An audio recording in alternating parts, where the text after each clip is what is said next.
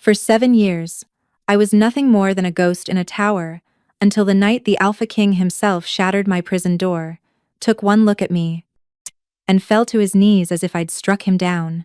What happened next would reveal why they'd locked me away, why my touch could kill or heal, and why the most feared ruler in the realm was now bound to me by a force neither of us could control. The stone beneath Lyra's fingertips had worn smooth from 7 years of tracing the same path along her prison wall. 32 steps from wall to wall. 843 stones in the ceiling. 2,555 days since they'd sealed her in this tower for the crime of being born different. She heard them before she saw them. Boots thundering up the spiral stairs, voices sharp with urgency. After years of nothing but the whisper of wind and the occasional crow, any human sound felt like an assault. Your Majesty, please, the structure isn't stable. Lyra pressed herself against the far wall, her matted silver hair falling across her face. They never came at night.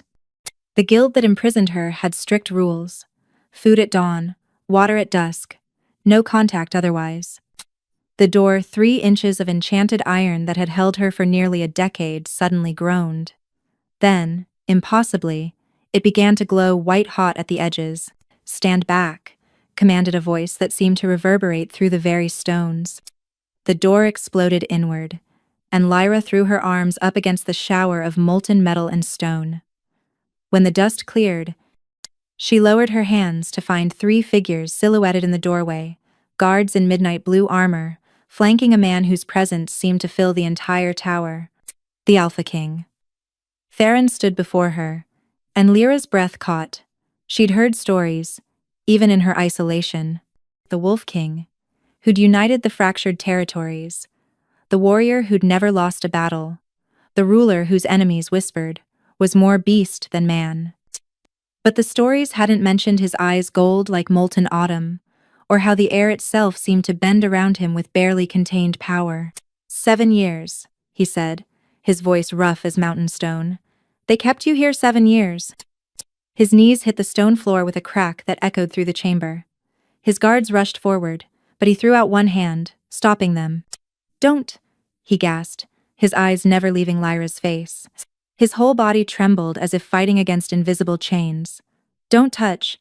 Golden light erupted from where his knees met the floor, spreading in veins across the stones toward her. Lyra scrambled backward, but there was nowhere to go. The light reached her bare feet, and she gasped as warmth impossible. Overwhelming warmth flooded through her, after years of cold. "Impossible," one of the guards breathed. "The recognition bond. But she's human," Theron finished, his voice strangled. "She's human." Lyra stared at the man, kneeling before her. The Alpha King, whose very presence made the air vibrate with power. The golden light still pulsed between them, creating patterns on the tower walls that looked almost like ancient runes. "What's happening?" she whispered, her voice rusty from disuse. Speaking felt foreign after years of silence. Theron's jaw clenched as he fought to remain still. "Something that shouldn't be possible," he managed through gritted teeth. "The recognition. When an alpha finds their CO Maris," he cut himself off, shaking his head. "But you're human. You can't be—" "Your Majesty," the taller guard interrupted urgently. "The Mage Guild will have felt the tower breach. We need to leave now." "Can you stand?" Theron asked Lyra, his golden eyes burning with an intensity that made her want to look away and stare forever simultaneously. Lyra took a step forward. But her legs, weakened from years of confinement, buckled immediately. Before she could fall, Theron moved faster than humanly possible, catching her against him. The moment their skin touched, the world exploded. Every nerve in Lyra's body lit up like lightning, and she heard Theron's sharp intake of breath. Images flashed through her mind, running through moonlit forests, the taste of night wind, the feel of earth beneath paws. "Paws?" She jerked back, but Theron's arms held her steady. "I know," he said quietly. "I feel it too." "The sealed one?" the shorter guard breathed, staring at Lyra with a mixture of awe and fear. "The prophecy." "Enough, caster," Theron commanded. To Lyra, his voice gentled. "Can I carry you?" The Mage Guild keeps many prisoners, but they only lock away those they truly fear. We need to get you somewhere safe before they realize what's happened. Lyra nodded, unable to trust her voice. When Theron lifted her, she expected to feel afraid she'd been touched by no one for 7 years. Instead, being in his arms felt like coming home to a place she'd never been. They descended the tower stairs at inhuman speed, Theron's guards flanking them. Through arrow slits in the walls, Lyra caught glimpses of the outside world mountains, bathed in moonlight, forests stretching endlessly, stars she'd only been able to see through a palm-sized window. 7 years, Theron murmured again, his voice carrying a rage that made the shadows themselves seem to shrink back. What possible crime could warrant? I healed the wrong person, Lyra said quietly. The governor's son was dying from lung rot. I was young, barely 15. I didn't know I was supposed to let important people die if the guild hadn't sanctioned the healing. Theron's arms tightened around her. You saved a child and they imprisoned you? The Mage Guild said unsanctioned magic was dangerous. That I was dangerous. She couldn't help the bitter laugh that escaped. They said my power was wrong somehow. Tainted. That I could heal, yes, but that I could also, she stopped, unable to voice what else they'd discovered about her abilities. They burst from the tower into the courtyard, where massive wolves waited, not horses, but actual wolves, each the size of a warhorse, their eyes gleaming with unnatural intelligence. Lyra's scream caught in her throat as the enormous wolves padded closer, their silver and black fur rippling in the moonlight. Each stood taller than a horse, with eyes that held too much intelligence to be merely animal. Peace, Theron murmured against her ear, and she realized she was trembling. They're my personal guard. We are. Not entirely human ourselves. One wolf, pure midnight black with a white star on its chest, approached slowly and lowered itself to the ground. Theron settled onto its back as naturally as breathing, still cradling Lyra against his chest. Hold on, he warned, and the wolf surged to its feet. They flew across the landscape at impossible speed, the wind whipping Lyra's tangled silver hair behind them. She should have been terrified racing through darkness on the back of a giant wolf, held by a king who was apparently something other than human. Instead, she felt alive for the first time in 7 years. Behind them, an explosion of purple light erupted from the tower they'd fled. The guild, Castor called out, his voice carrying despite the wind. They know she's gone. Theron growled, actually growled, and the sound vibrated through his chest into Lyra's back. Let them come, he said darkly. I'd welcome the chance to discuss their imprisonment policies. They rode for hours, stopping only once at a hidden spring to rest the wolves. Theron helped Lyra drink from the clear water, his hands impossibly gentle for someone who radiated such lethal power. Why were you at the tower? Lyra asked, finding her voice again. The guild's prison isn't exactly on any royal touring route. Theron's golden eyes flickered with something unreadable. I've been searching, he said carefully. For weeks, I've been having dreams. Visions of silver light calling to me, trapped behind iron. He touched her matted hair carefully, as if she might disappear. I thought I was going mad. My advisors certainly did. An Alpha King abandoning his court to chase dreams. What's an alpha? Lyra asked, though something deep in her bones already seemed to know. We are the winter wolves, Castor answered, when Theron hesitated. Shapeshifters who have existed since before the kingdoms were formed. His Majesty is our Alpha King, the strongest of our kind, chosen by the moon herself to lead. And this recognition? Lyra pressed, remembering that word from the tower. Theron's jaw tightened. Something that shouldn't be possible with a human. It's the moment an alpha's wolf identifies their destined mate, their other half. But you're human, Lyra finished. Yes, you mentioned that. She was quiet for a moment. Except I'm not entirely, am I? That's why the guild locked me away. Not just for unsanctioned healing. Theron studied her face in the moonlight. What else can you do? Before she could answer, howls erupted from the forest around them. Different from their wolf guards, these were wild, threatening. The guards immediately formed a protective circle, their hackles raised. Guild hunters, Theron spat. They're using bloodhounds, wolves corrupted by dark magic to track and kill. Lyra felt something stir in her chest, a power she'd kept buried for 7 years. The same power that had terrified the guild enough to lock her away. "Put me down," she whispered. "Absolutely not, Theron," she said, and his name on her lips made them both freeze. "Trust me. Put me down." Against every visible instinct, Theron lowered Lyra to the forest floor. Her bare feet touched the earth, and immediately she felt it, the life force of every living thing for miles around, singing through her bones. The corrupted wolves burst from the undergrowth, their eyes glowing sickly purple with guild magic. They were wrong. Twisted wolves forced into monstrous shapes by sorcery, their bodies enlarged and distorted into killing machines. "Stay behind me," Theron commanded, already beginning to shift. His form blurred, expanding, and suddenly a massive silver wolf stood where the king had been, lips pulled back in a snarl. But Lyra stepped forward instead, raising her hands. The power that had slept for 7 years roared to life, and her palms began to glow not with golden healing light, but with something else entirely. Silver-white energy that made the very air crackle. "I'm sorry," she whispered to the corrupted wolves. "I'm so sorry for what they did to you." She pressed her hands together, and a wave of that silver light exploded outward. Where it touched the bloodhounds, they howled not in pain, but in something like relief. The purple glow in their eyes flickered and died, the twisted enlargements in their bodies smoothing away. In seconds, where monsters had stood, normal wolves remained, shaking their heads as if waking from a nightmare. The forest went completely silent. "Impossible," Castor breathed. "She purified them. She broke guild enchantments like they were nothing." Lyra swayed on her feet, the effort having drained her severely. Theron, still in wolf form, immediately pressed against her side, supporting her weight. His wolf was breathtaking, silver-white fur that seemed to hold moonlight, easily twice the size of the other pack wolves. "That's why they locked you away." Theron's voice somehow echoed in her mind, though his wolf form shouldn't have been able to speak. "You can undo magic itself."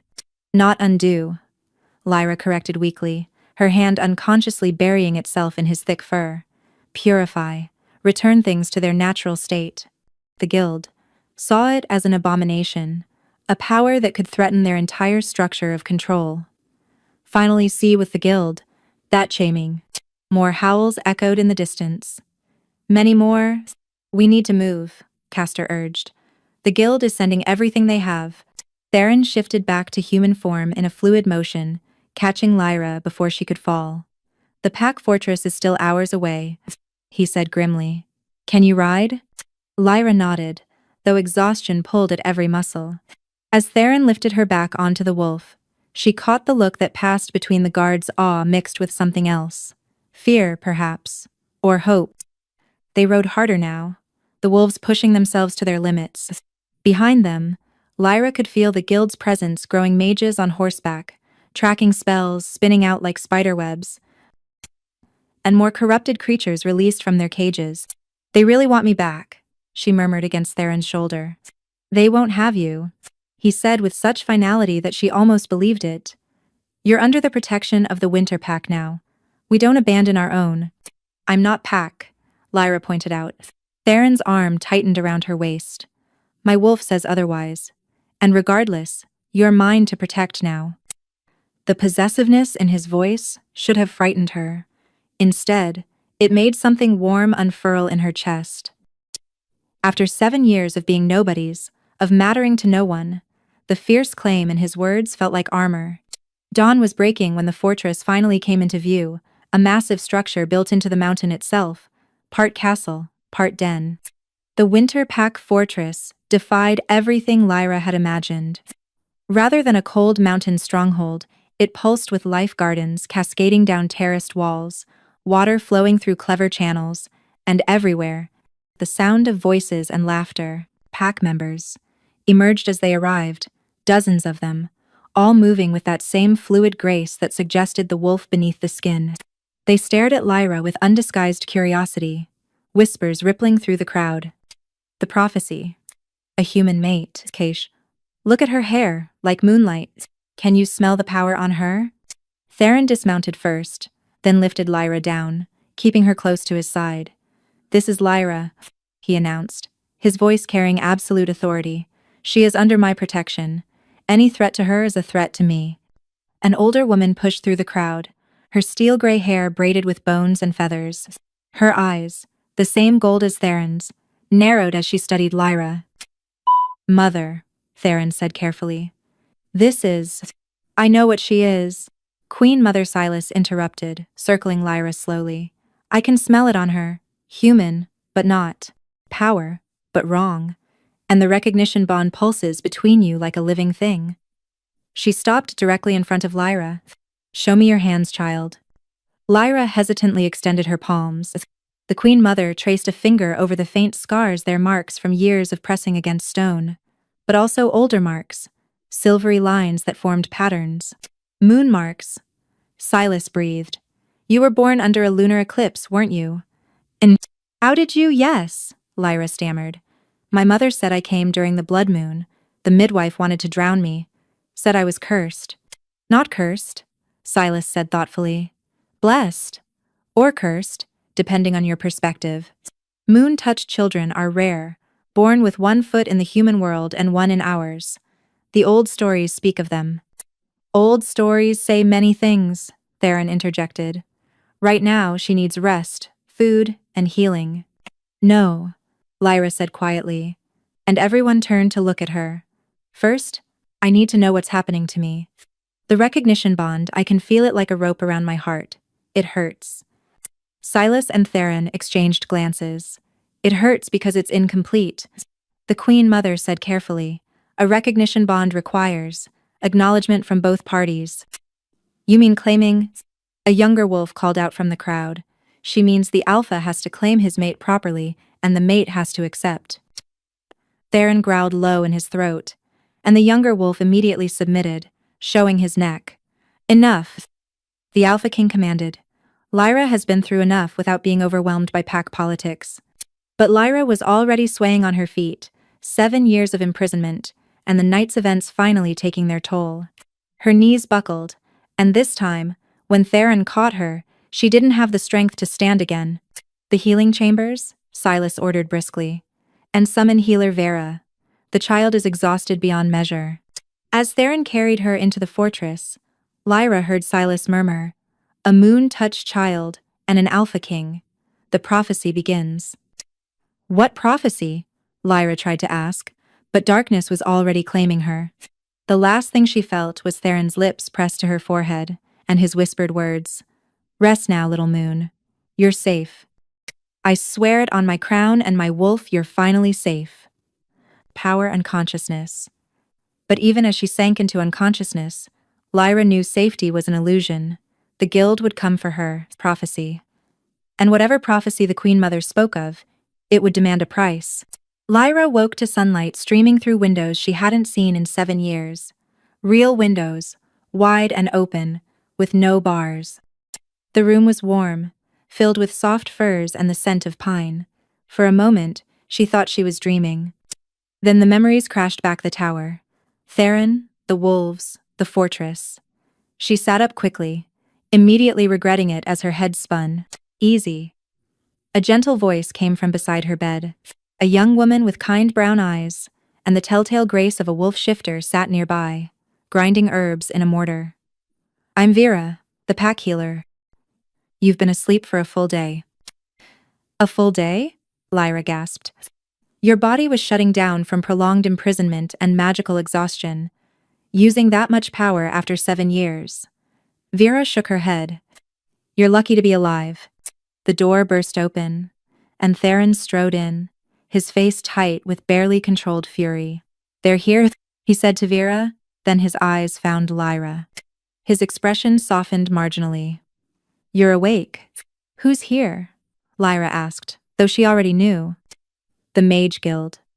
A full battalion, led by High Inquisitor Aldrich himself." Theron's hands clenched into fists. "They're demanding your return. They claim you're a dangerous criminal who escaped lawful imprisonment."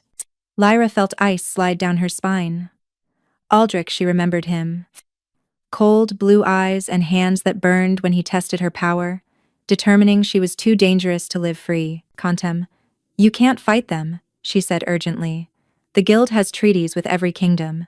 If you refuse them, quote, let me worry about politics, Theron interrupted. You're not going back to that tower. Not while I breathe. Quote, you don't understand, Lyra insisted. Trying to stand, Vera caught her as she swayed. Aldrich didn't come here just for me. He knows what I am, what I can do. He'll use it as an excuse to… A horn sounded outside, 3 sharp blasts. Theron's expression darkened further. They're demanding an audience, Vera translated. Pack law says we must receive them. Then we receive them, Theron said grimly. To Lyra, he added, you stay here, don't leave this room for any reason. Ah, Theron. But he was already gone, moving with that inhuman speed that reminded her he was so much more than just a king. Lyra waited exactly 5 minutes before turning to Vera. I need clothes, and I need to get to the throne room, the Alpha said. The Alpha doesn't know what Aldrich is capable of, Lyra said firmly. I do. 7 years in that tower taught me exactly what the guild thinks of beings they can't control. Your pack is in danger because of me. Vera studied her for a long moment, then sighed. The Queen Mother said you'd say something like that. She moved to a wardrobe, pulling out clothing. She also said to give you these. The clothes were simple, but well-made leather pants, a tunic, and most importantly, boots. Real boots after 7 years of bare feet on cold stone. Passage. There's a servant's passage, Vera said quietly. You can listen without being seen, but if the Alpha asks, I knew nothing about this. The passage was narrow and dusty, but it led to a hidden gallery above the throne room. Lyra pressed against the carved screen that allowed her to see below. The scene was worse than she'd feared. Aldrich stood at the center of the room, surrounded by guild mages in their purple robes. But it was what stood behind them that made Lyra's blood freeze. Corrupted beings, human-wolf hybrids that should not exist. Their bodies twisted by guild magic into weapons. You harbor a criminal, Aldrich was saying, his voice like poisoned honey. Return her, and we leave peacefully. She is no criminal. Theron's voice rang out from his throne, where he sat with deliberate casualness that didn't fool anyone. She is under the protection of the Winter Pack. Aldrich smiled, a cold expression that never reached his eyes. Protection? Your Majesty, you don't understand what you're harboring. Lyra Moonwhisper is an anomaly, a magical aberration that threatens the very fabric of ordered society. From her hidden position, Lyra bit her lip hard enough to draw blood. Moonwhisper, they'd even taken her name, replacing it with their designation for moon-touched children they deemed dangerous. She can unravel magic itself, Aldrich continued, his voice rising to address the assembled pack. Any spell, any enchantment, any magical bond, she can destroy it with a touch. Do you understand what that means? Praxis. Your very nature, your ability to shift the bonds between mates, she could erase it all. Murmurs rippled through the pack. Lyra saw doubt creeping into faces that had been welcoming days before. You're lying, Theron said flatly. Am I? Aldrich gestured, and 2 mages stepped forward, dragging a figure between them. Lyra's heart stopped. It was a young wolf shifter, barely 16, with terror in his eyes. Shall we demonstrate? This young one was caught outside your borders. Observe, pressed Erd. Before anyone could stop him, Aldrich pressed something a collar around the boy's throat. The youth screamed, his body convulsing as he tried to shift and couldn't, trapped between forms in obvious agony. Theron was on his feet instantly, but Aldrich raised a hand. One more step, and the boy dies. Collar. The collar is designed to force constant shifting until the body tears itself apart. Only guild magic can remove it safely. His smile widened. Or, of course, your precious Lyra could dissolve it, but that would require her to reveal herself, wouldn't it? Lyra didn't think. She moved. She burst from the servants' entrance, racing across the throne room floor before anyone could stop her. Her hands reached for the suffering boy, that familiar silver light already gathering in her palms. No! Theron roared, but it was too late. Lyra grabbed the collar, and her power surged through it. The device shrieked and crumbled to ash, the boy collapsing but breathing, whole, silence. Then Aldrich began to laugh. There she is, he said triumphantly. The moon-touched abomination. See how easily she destroyed guild magic? Imagine what she could do to you. But something unexpected happened. The young wolf Lyra had saved struggled to his feet and moved to stand beside her, not away from her. She saved me, he said, his voice hoarse but determined. The guild tortured me, and she saved me, paused. As she saved my son, another voice called out. An older pack member stepped forward. Years ago, before her imprisonment, my son was dying from lung rot. The guild said he was too common to waste healing magic on, but she came in the night, risked everything to heal him. www. More voices rose. Stories of healing, of kindness, of a young girl who'd helped anyone who needed it, regardless of the cost to herself. Aldrich's face darkened. Enough. She comes with us, or we declare war on the Winter Pack. Try it, Theron said, moving to stand beside Lyra. His hand found hers, and the recognition bond pulsed between them, visible as golden threads. But know this, she is my recognized mate. An attack on her is an attack on the crown itself. Gasps echoed through the room. Even Aldrich stepped back. Quote, You bonded with her? He asked, disbelief clear. You fool. Don't you know what she is? I know exactly what she is, Theron said. The question is, do you? She's the moon's chosen, Queen Mother Silas announced, stepping from the shadows where she'd been watching. The one prophesied to restore the balance between human and wolf, magic and nature, power. Aldrich scoffed. Prophecies, myths, and folklore won't protect her from guild law. No, Silas agreed. But the old laws might. She pulled out an ancient tome, its pages yellowed with age. By the Treaty of Silver Knights, signed by the first guild masters and the original pack alphas, any moon-touched child claimed by an alpha is granted sanctuary until the next lunar eclipse. That treaty is centuries old, Aldrich began. And, still binding, Silas interrupted. Unless you'd like to break it and face the consequences, every pack in the realm would turn against the guild. Aldrich's jaw clenched. The next lunar eclipse is in 3 weeks. Then you have 3 weeks to present your case formally, Theron said. Until then, leave my lands. For a moment, violence hung in the air like a blade waiting to drop. The corrupted beings behind Aldrich tensed, ready to attack. The pack wolves responded in kind, some already beginning to shift. Then Aldrich smiled, the most terrifying expression Lyra had ever seen on his face. 3 weeks, he agreed. But know this, your majesty, she will destroy you all. The moon-touched aren't meant to exist. They're tears in reality itself, and this one. He looked directly at Lyra. This one is the most dangerous of them all. When she loses control, and she will remember that we tried to warn you. He turned on his heel, his mages following. But at the door, he paused. Oh, and Lyra? Your mother sends her regards. She's quite comfortable in her new accommodations. Tower East, I believe. Much like your old one. Lyra's knees buckled. Theron caught her, but she barely felt it. My mother is alive? For now, Aldrich said. And then they were gone. The throne room erupted in chaos. Wolves arguing, demanding answers, some calling for Lyra's exile to protect the pack. But all Lyra could hear was the roaring in her ears. You told me she was dead, she said to no one in particular. When they took me, they said she was dead. Lyra, Theron said gently, but she pulled away from him. Don't. Power was building under her skin, silver light crackling between her fingers. Everyone I've ever tried to help has paid for it. My mother, that boy, your pack. Stop. Theron caught her hands, and the moment their skin touched, the power shifted. Instead of exploding outward, it cycled between them, gold and silver swirling together. You're not alone anymore. We'll get your mother back. How? Lyra demanded. The guild has had 7 years to fortify their position. They have hostages, armies, treaties, and we have you, Theron said simply. The moon's chosen.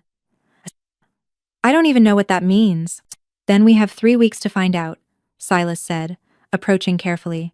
The prophecy speaks of a moon-touched child who will either unite our kinds forever or destroy the barrier between worlds entirely. The guild fears you because they don't control you. But child, she touched Lyra's face gently, you're not meant to be controlled. You're meant to be free. Freedom killed everyone I loved, Lyra whispered.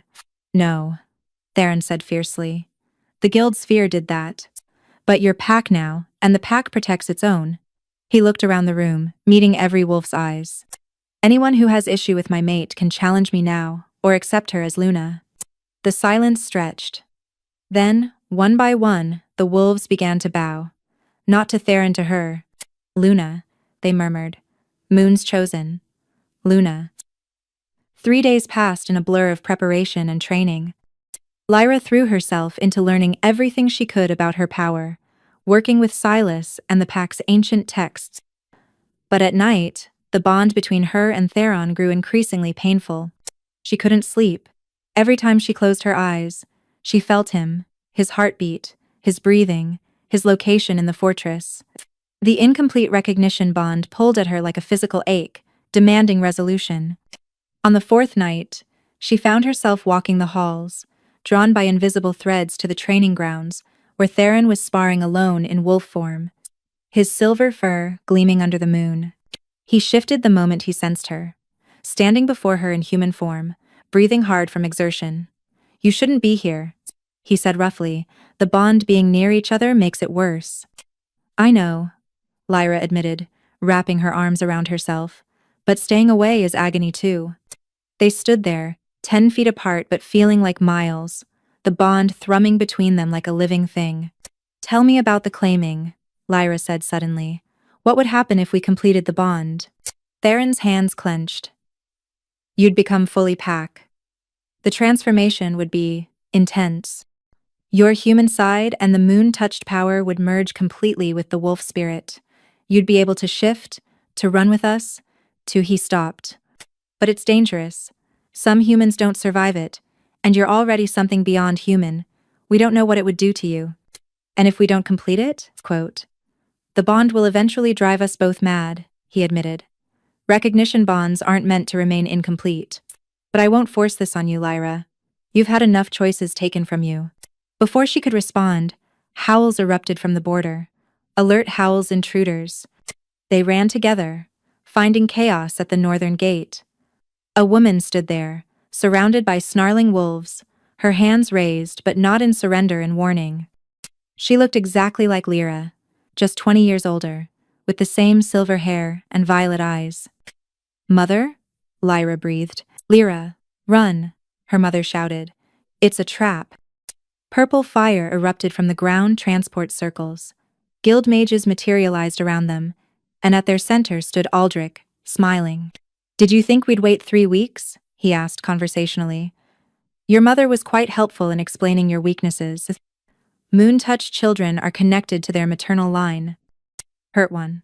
He gestured, and Lyra's mother screamed, falling to her knees as purple flames licked at her skin. And you hurt both. And you hurt both. Lyra cried out, feeling the echo of her mother's pain through their shared blood. Her own skin burned with phantom fire. Stop! Theron roared, already shifting, but Aldrich raised a hand. Attack me, and they both die. The spell is tied to my heartbeat. He approached Lyra slowly. Here's my new offer. Come with us now, both of you, and I spare the pack. Refuse, and I activate the corruption spells I've hidden throughout your territory. Power. Every wolf here will become like those creatures you saw, twisted, mad, enslaved. You're bluffing, Theron snarled. Am I? Aldrich pulled out a crystal that pulsed with sickly light. Shall we test it? Young Marcus was so helpful, wasn't he? The boy Lyra saved? He's been carrying my spell anchor for days without knowing it. Horror dawned on Lyra as she remembered the collar, how easily it had crumbled. Too easily. You wanted me to destroy it, she realized. You used my own power to infiltrate the pack's defenses. Yes, Aldrich finished. Your pure magic hiding my corrupted spells. Poetic, really. I'll come, Lyra said immediately.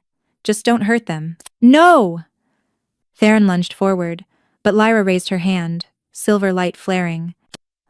I'm sorry, she whispered, and pushed him back with her power, gentle but firm.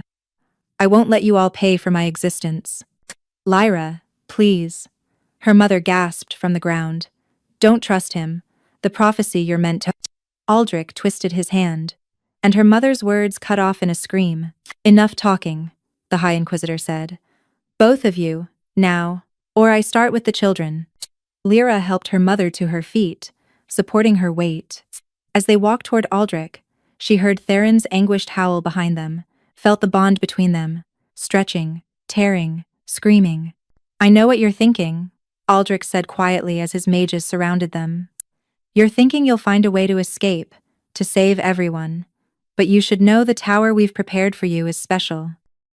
Completely cut off from magic, from moonlight, from everything. You'll be as human can be. They were almost at the transport circle when Lyra felt it, a pulse through the earth itself. Not magic, not wolf, but something else. Something ancient and wild and angry. Her mother felt it too, her eyes widening. The eclipse, she breathed. Lyra, the eclipse is early. The moon above them began to darken, 3 weeks ahead of schedule. But this wasn't a natural eclipse. The shadow creeping across its surface was alive, writhing, reaching. Impossible! Aldrich gasped, his control wavering. That moment of distraction was all Lyra needed.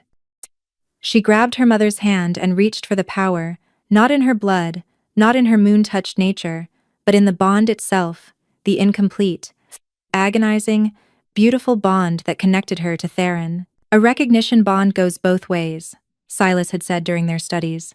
What affects one affects both. Lyra pulled on the bond with everything she had, and Theron responded instantly. His power, his wolf, his very essence flooded through their connection. But more than that, the entire pack responded. Every wolf bound to their alpha sent their strength through him, to her. The power that erupted from Lyra wasn't silver or gold but something beyond color, beyond light. It was moonlight and wolf song, humanity and wildness, everything the guild feared because they couldn't control it. The corruption spells Aldrich had hidden shattered like glass, the purple flames consuming her mother dissipated. And Aldrich himself. What are you? He whispered, staggering back. Free, Lyra answered, and unleashed everything. The blast sent guild mages flying, broke their transport circles, and cracked the very ground beneath their feet. But it didn't hurt anyone, not truly. Instead, it revealed them. Every mage's true nature became visible. Some truly believed they were protecting the world, others were consumed by hunger for power, and a few were just afraid. You could kill us all, Aldrich said from where he'd fallen. Why don't you? Because that's what you would do, Lyra replied. And I'm nothing like you. The eclipse above deepened, and she felt herself changing. Not the violent transformation of a forced claiming, but something natural, inevitable. Her mother's hand in hers anchored her humanity, while the pack bond pulled her toward her wolf nature. Lyra! Theron was there instantly, catching her as she swayed. The incomplete bond between them pulsed urgently, demanding resolution. The eclipse is accelerating her transformation, Silas said, appearing beside them. She needs to choose now, accept the claiming, or risk being torn apart between worlds. Lyra looked up at Theron, seeing her own fear and desire reflected in his golden eyes. Will it hurt? Yes, he said honestly. But I'll be with you through all of it. Around them, the guild mages were retreating, dragging a stunned Aldrich with them. The corrupted creatures they'd brought were free now, Lyra's power having cleansed them, and they fled into the forest to find their own paths. My daughter, Lyra's mother said weakly, I need to tell you the truth. You're not just moon-touched. Your father, the last moonwolf. Silas finished. Wasn't he? That's why the guild really took you both. Lyra's mother nodded. He died protecting us when Lyra was born. The guild knew what she could become, a bridge between all worlds. Human, wolf, and moon. They tried to control her through imprisonment, but another wave of transformation hit Lyra, dropping her to her knees. Her bones ached, her skin burned, and she could feel herself fragmenting. Choose, her mother urged. Choose love, my daughter. Choose the bond. Lyra looked at Theron, at the pack surrounding them with concern rather than fear, at her mother finally free after years of captivity. Then she looked at the moon above, half shrouded in eclipse shadow, calling to her blood. "I choose all of it," she gasped. "Human and wolf and moon.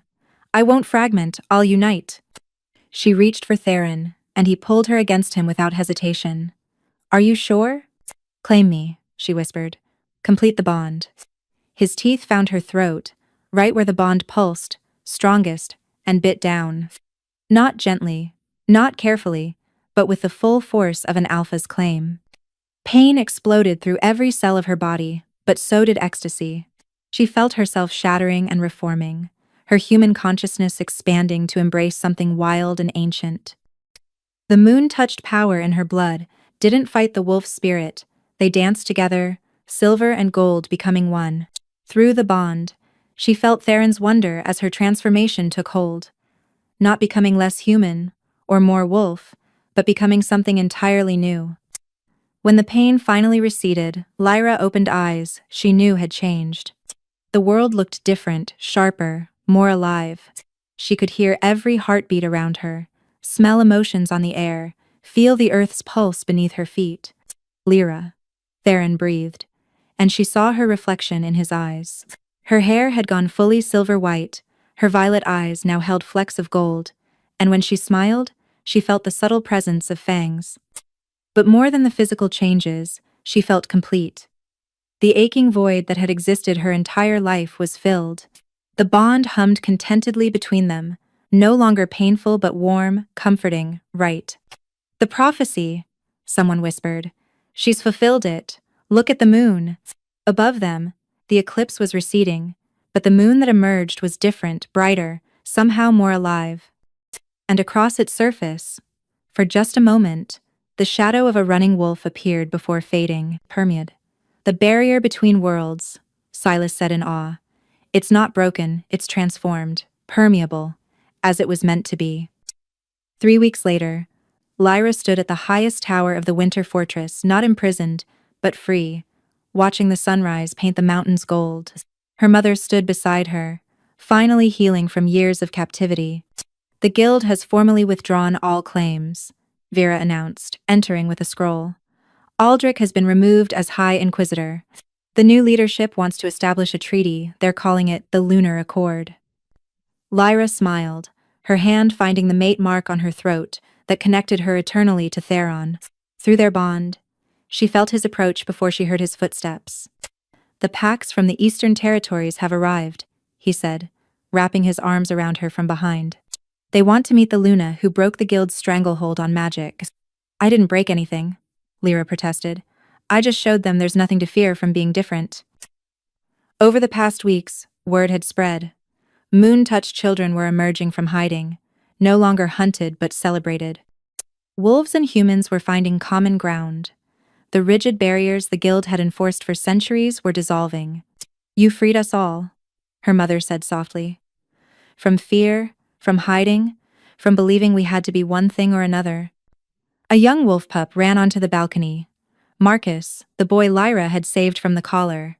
"Luna! Luna! Look what I can do!" He shifted mid-run, going from boy to boy again in seamless transformation. "Healer, Vera says it's because your power touched me. I can shift easier now." Lyra ruffled his hair affectionately. "That's wonderful, Marcus. But remember, with great power comes great responsibility," Marcus recited, then scampered off. "You're good with the young ones," Theron murmured against her ear. "The pack is already whispering about future heirs." Lyra blushed, but didn't pull away. The idea of children of a future beyond mere survival still felt miraculous. A howl rose from the forest, then another, then dozens, not alarm, but celebration.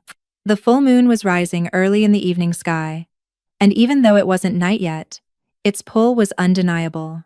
"Run with me?" Theron asked, and Lyra felt her wolf stir in response. The shift came easily now, as natural as breathing. Where once stood a woman, now stood a wolf, unlike any other silver-white fur that seemed to hold starlight, violet eyes with gold rings, and a presence that made even alphas bow. Theron shifted beside her, and together they ran. Through the fortress, past the celebrating pack, into the forest where more wolves joined them. Not just the winter pack, but wolves from every territory, drawn by the call of their moon Luna. As they ran, Lyra felt the truth of her transformation. She hadn't just become a wolf or remained human. She had become a bridge between worlds, between peoples, between fear and understanding. The tower that had once held her was empty now, its stones already being reclaimed by vines. The guild that had imprisoned her was transforming, learning to work with magic rather than control it.